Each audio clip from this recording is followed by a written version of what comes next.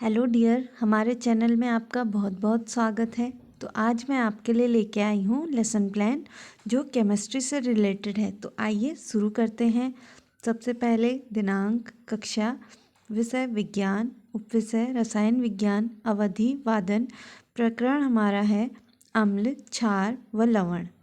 उसके बाद विद्यालय का नाम, सामान्य उद्देश्य जिससे संबंधित 5 बिंदु। उसके बाद हमारा विशिष्ट उद्देश्य आ जाएगा जिसके अंतर्गत ज्ञानात्मक, बोधात्मक, क्रियात्मक, विश्लेषणात्मक, संश्लेषणात्मक और अंतिम बिंदु होगा मूल्यांकन का। विशिष्ट उद्देश्य के बाद हमारी शिक्षण सहायक सामग्री आ जाएगी जिसके अंतर्गत चॉक, डस्टर, चार्ट, पॉइंटर आदि। पूर्व ज्ञान, छात्र छात्राएं अम्ल, क्षार व लवण के बारे में सामान्य जानकारी रखते हैं। पूर्व ज्ञान के बाद हमारे प्रस्तावना प्रश्न आ जाएंगे जिसके अंतर्गत 5 प्रश्न लिखे गए हैं जिनका फॉर्म जिगजैग होगा। आप देख सकते हैं। पहला प्रश्न, मनुष्य को ऊर्जा किससे प्राप्त होती है? तो छात्र छात्रा उत्तर करेंगे भोजन से। दूसरा प्रश्न, भोजन का स्वाद हम किस ज्ञानेंद्रिय द्वारा पता लगाते हैं? तो उत्तर में आएगा जीभ द्वारा। तीसरा प्रश्न, जीभ से हमें कैसे स्वादों का पता चलता है? बच्चे उत्तर करेंगे मीठा, खट्टा, नमक, कसैला आदि।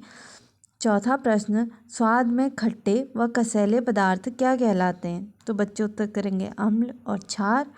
पांचवा और अंतिम प्रश्न, अम्ल, क्षार व लवण से आप क्या समझते हैं? तो ये बच्चों के लिए समस्या उत्पन्न करेगा और बच्चों का उत्तर अस्पष्ट रहेगा। उसके बाद हमारा उद्देश्य कथन आ जाएगा। आज हम अम्ल, क्षार व लवण का विस्तार पूर्वक अध्ययन करेंगे।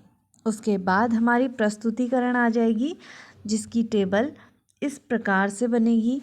ये आप देख सकते हैं जिसमें पहला सोपान हमने एक पूरे पेज में दिखाया गया है। तो आइए शुरू करते हैं। सबसे पहले शिक्षण बिंदु में आ जाएगा अम्ल, छात्राध्यापिका क्रिया, छात्र छात्रा क्रिया, शिक्षण विधि, शिक्षण सहायक सामग्री, मूल्यांकन। इस प्रकार से कॉलम बनेंगे। तो सबसे पहले विकासात्मक प्रश्न आ जाएंगे। पहला प्रश्न, नींबू आंवला स्वाद में कैसे होते हैं? तो बच्चे उत्तर करेंगे खट्टे होते हैं। प्रश्नोत्तर विधि का प्रयोग।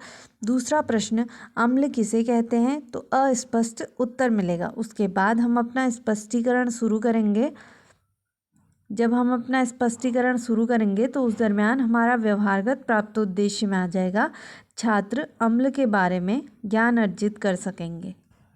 स्पष्टीकरण, अम्ल एक रासायनिक यौगिक है जो जल में घुलकर हाइड्रोजन आयन H+ आयन देते हैं। यह स्वाद में खट्टे होते हैं। इसका pH मान 7 से कम होता है।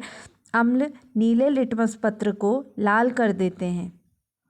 छात्र छात्राएं ध्यानपूर्वक सुनेंगे और व्याख्यान विधि का प्रयोग होगा। अम्ल के प्रकार, प्रबल अम्ल, दुर्बल अम्ल। प्रबल अम्ल ऐसे अम्ल जो जल में पूरी तरह घुल जाते हैं, उदाहरण H2SO4, HNO3 आदि।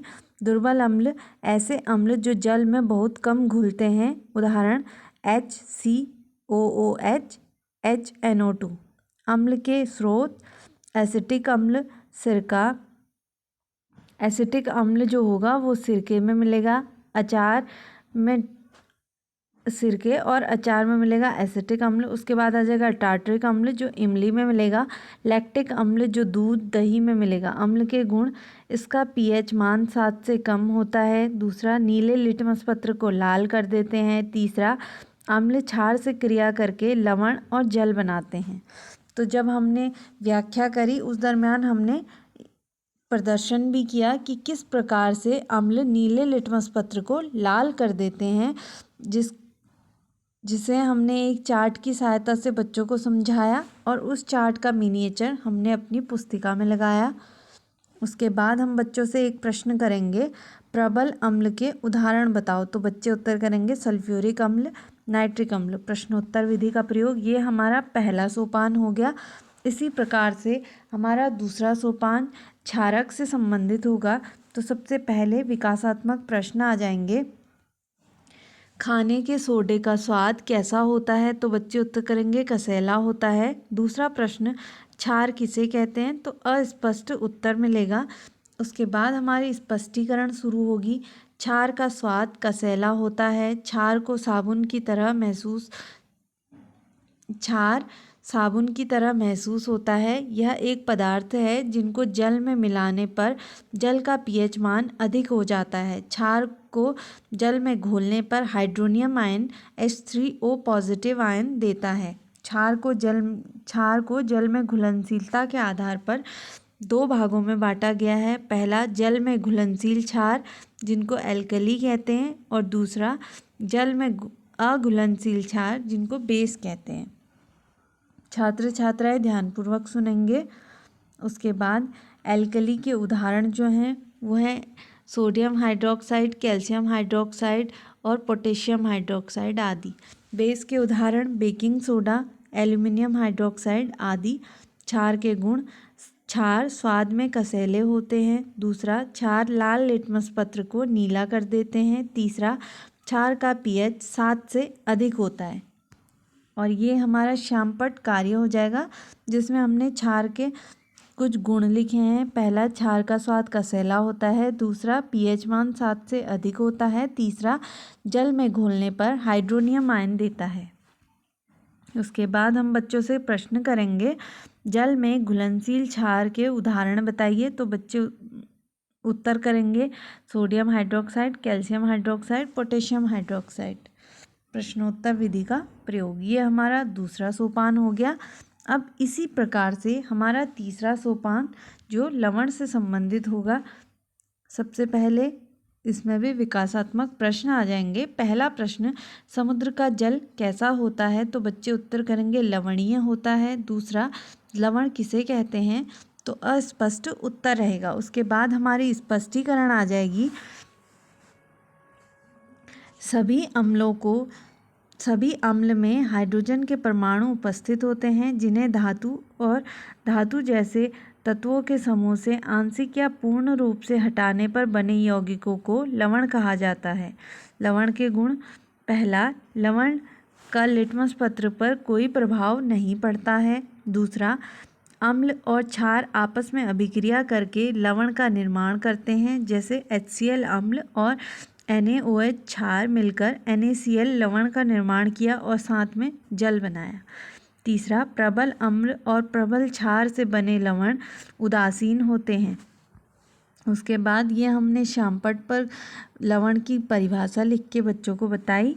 उसके बाद हमने बच्चों से प्रश्न किया, अम्ल और क्षार आपस में क्रिया करके क्या बनाते हैं? तो बच्चों ने उत्तर किया, लवण का निर्माण करते हैं। प्रश्नोत्तर विधि का प्रयोग, ये हमारी स्पष्टीकरण हो गई लवण के लिए। जब हमने अपना पूरा पढ़ाना कंप्लीट कर लिया तो उसके बाद हम बच्चों को सारांश देंगे। अम्ल स्वाद में खट्टे होते हैं, क्षार स्वाद में कसैले होते हैं, लवण उदासीन प्रकृति के होते हैं। उसके बाद हमारा व्यवहारगत प्राप्त उद्देश्य में आ जाएगा, छात्र सीखे गए ज्ञान का प्रयोग कर सकेंगे। और फिर हम बच्चों से मूल्यांकन प्रश्न करेंगे। पहला प्रश्न, अम्ल के उदाहरण बताइए। दूसरा प्रश्न, क्षार का हमारे जीवन में प्रयोग बताइए। उसके बाद लिखित एवं निरीक्षण कार्य आ जाएगा। छात्राध्यापिका श्यामपट्ट पर लिखित कार्य को अपनी पुस्तिका में लिखने का निर्देश देती है और स्वयं निरीक्षण करती है। उसके बाद पुनरावृत्ति प्रश्न, पहला प्रश्न, अम्ल का पीएच मान कितना होता है? दूसरा, क्षार का लिटमस पत्र पर प्रभाव बताइए। उसके बाद हम बच्चों को गृह कार्य देंगे जिसके अंतर्गत दीर्घ उत्तरीय प्रश्न, जिसमें पहला प्रश्न, अम्ल व क्षार में अंतर स्पष्ट कीजिए। लघु उत्तरीय प्रश्न, लवण के गुणों से आप क्या समझते हैं? तीसरा, अति लघु उत्तरीय प्रश्न में पहला हो जाएगा, क्षार का पीएच मान ... से कम होता है। दूसरा, अम्ल का स्वाद ... होता है। तो ये हमारा गृह कार्य हो गया। तो हमने एक पाठ्य योजना पूरी करी। मैं आशा करती हूँ कि आपको हमारी पाठ्य योजना पसंद आई होगी। अगर आपको हमारी पाठ्य योजना में कोई कमी नज़र आती है तो प्लीज़ कमेंट करके हमें बताइए, हम उसे सुधारने का प्रयास करेंगे। धन्यवाद।